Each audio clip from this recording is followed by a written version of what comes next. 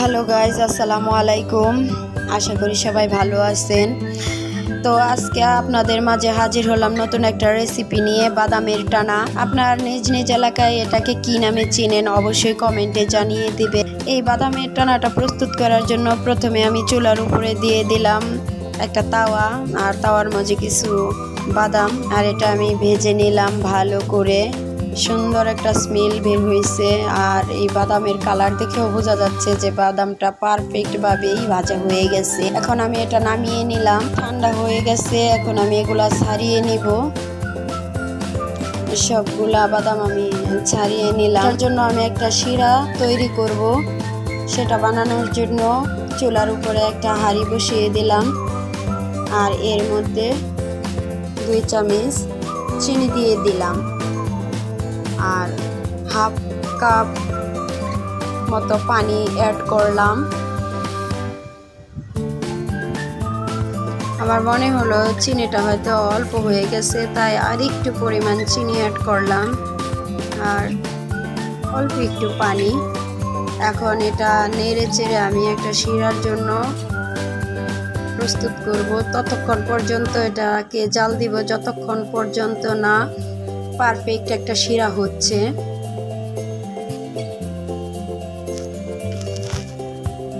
এখন দেখেন কি সুন্দর পারফেক্ট একটা কালার চলে আসছে আমার শিরাটার। এখন এই যে এলাচগুলো, এগুলো আমি বেছে বেছে ফেলে দিচ্ছি, কারণ এটা যদি দাঁতের নিচে পড়ে খেতে গেলে তো টানার স্বাদটাই নষ্ট হয়ে যাবে। সেজন্য আমি এলাচ দারচিনিগুলা বেছে বেছে ফেলে দিলাম। আর এটা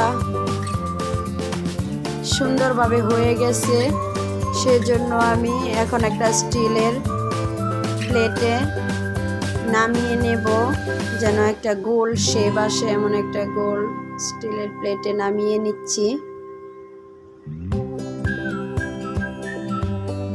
আর এটা গরম থাকা অবস্থাতেই বাদামগুলা অ্যাড করতে হবে, নয়তো বা আবার ঠান্ডা হয়ে গেলে বাদামগুলো আটকাবে না শিরার মধ্যে।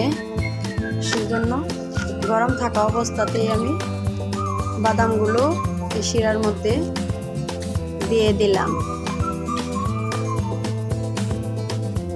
ঠান্ডা হওয়ার জন্য কিছুক্ষণ ঢেকে রাখলাম।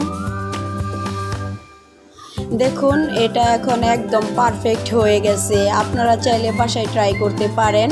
আর এতক্ষণ পর্যন্ত আমার সাথে থাকার জন্য ধন্যবাদ।